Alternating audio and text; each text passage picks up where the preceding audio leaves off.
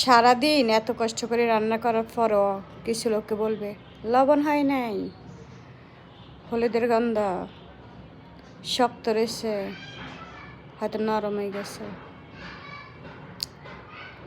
কেউ এই কথা বলবে না যে না রান্না করতে আসলে কষ্ট হয়েছে। কেউ কথা বলবে না যে খাইছে। কেউ তো আর আপনাকে এই কথাটা জিজ্ঞেস করবে না। যে যার মতো করে খেয়ে যাবে, কিন্তু কেউ আপনার কথা হিরিয়ে জিজ্ঞেস করবে না। সারাদিন কষ্ট করছে, আসলে কি খাইছে? আর আপনি যখন খাইতে যাবেন দেখবেন ফাতিলে আর কিছু নেই, হয়তো একটা হাড্ডি আছে, নয়তো একটা চরকি আছে।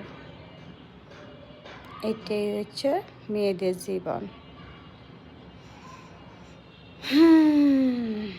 তাই মেনে নিতে হবে, সেটা যেখানেই হোক।